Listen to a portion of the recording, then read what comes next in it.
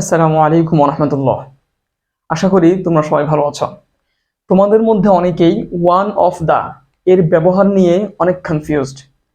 কিভাবে দেখো, এখানে কি ওয়ান অফ দা এর পরে যে নাউনটা সেটাকে আমি সিঙ্গুলার দিব নাকি প্লুরাল দিব, আরেকটা হচ্ছে এখানে আমি ভার্বটা কি সিঙ্গুলার দিব নাকি প্লুরাল দিব, এটা নিয়ে তোমরা কনফিউজড হও।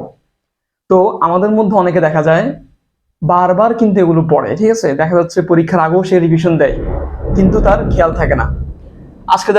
আজকে ইনশাল্লাহ আমরা অর্থের মাধ্যমে এটা শেখার চেষ্টা করব।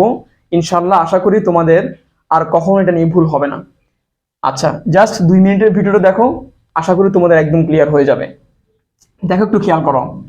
প্রথম কথা হচ্ছে এখানে যে নাউনটা সেটাকে আমরা সিঙ্গুলার দিব নাকি প্লুরাল দিব।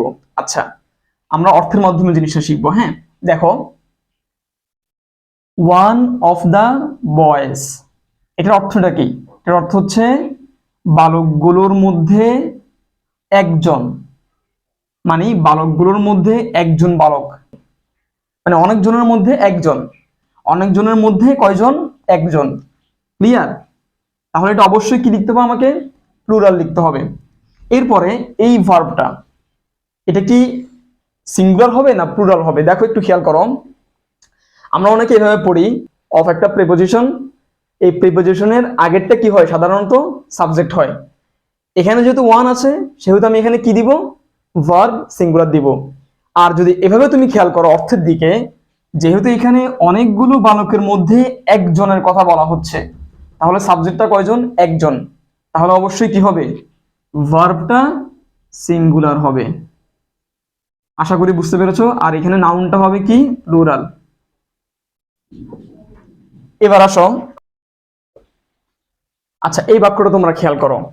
ওয়ান অফ দ্য কার হবে নাকি কার্স হবে? ওয়ান অফ দ্য কার অথবা কার্স কোনটা হবে? আর ইজ অথবা আর কোনটা হবে?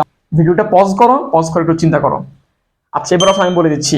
দেখো, গাড়িগুলোর মধ্যে একটি গাড়ি কি হয়? ওল্ড। ঠিক আছে, তাহলে যেহেতু গাড়িগুলোর মধ্যে একটি গাড়ি, তাহলে অবশ্যই কি হবে? এখানে কার্স হবে। ওয়ান অফ দ্য কার্স, এই গাড়িগুলোর মধ্যে একটি গাড়ি কি হয়? Is old. ইজ কেন আসছে এখানে? একটি গাড়ির কথা বলতেছি আমি, সাবজেক্টটা কি? একটা গাড়ি, এই জন্য এখানে অবশ্যই ইজ হবে। আশা করি তোমাদের এটা ক্লিয়ার হয়ে গিয়েছে। ভিডিওটি অবশ্যই শেয়ার করো, আর পছন্দ হলে অবশ্যই লাইক দিবে, আর অবশ্যই সাবস্ক্রাইব করবে যাতে এমন সুন্দর সুন্দর ভিডিও তোমার কাছে পৌঁছে যায়।